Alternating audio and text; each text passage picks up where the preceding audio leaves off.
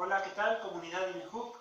Ahora estamos nuevamente en nuestras cápsulas INEHUC para que las puedas ver en YouTube.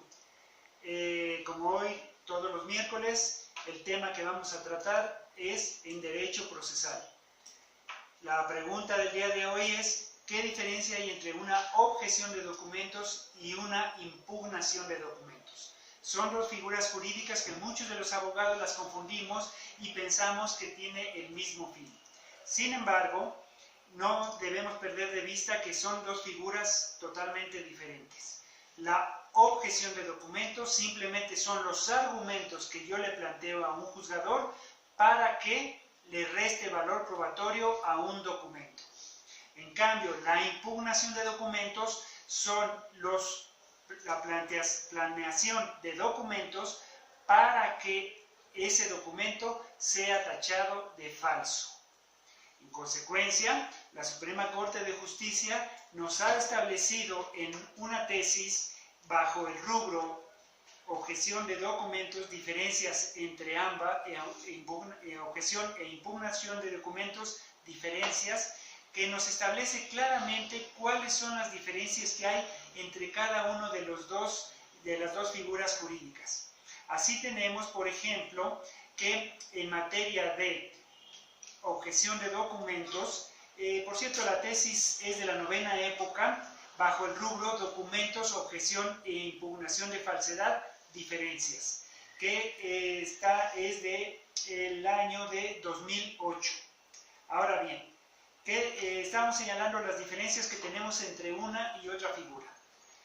Y esa tesis nos explica perfectamente cuáles son las diferencias. Y son por su naturaleza, finalidad, materia, plazo y substanciación.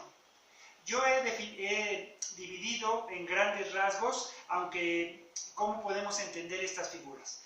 Sin embargo, naturaleza y finalidad más o menos son la misma idea.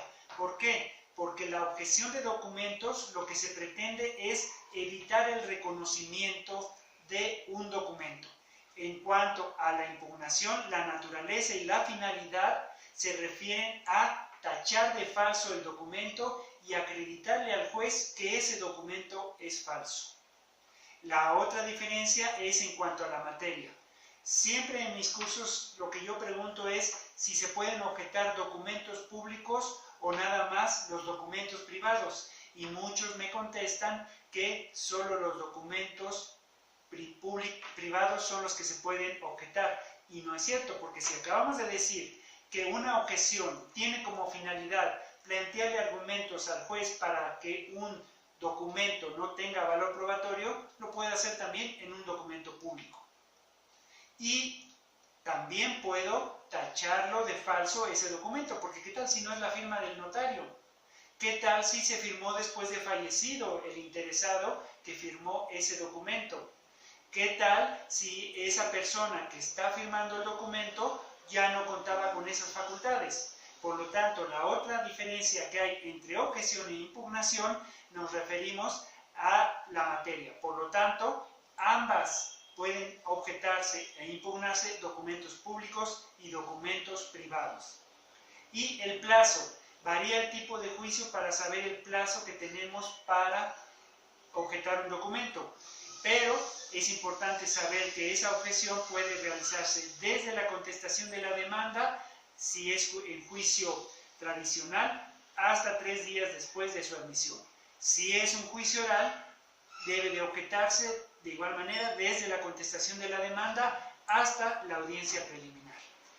Eso es en cuanto al plazo y sustanciación. Recuerda que en materia mercantil, las reformas de enero del 2017 establecen el nuevo plazo para la impugnación del documento. Y por último, la substanciación, tal y como iniciamos nuestra cápsula del día de hoy, es la objeción a través de las palabras. Simplemente los argumentos que yo le voy a plantear al juez para que le reste valor probatorio al documento. Y la impugnación, sí ya pudiéramos decir, entre comillas, que es como un incidente en el cual voy a aportarle pruebas para acreditar que ese documento es falso. Entonces, no confundir y revisar bien la jurisprudencia que nos hable sobre objeción e impugnación y la que acabamos de señalar. Así es que muchas gracias, los invitamos a que nos sigan también por Facebook, Instituto Jurídico INEJUC, y en mi Facebook personal, Víctor Lavín. Hasta la próxima cápsula.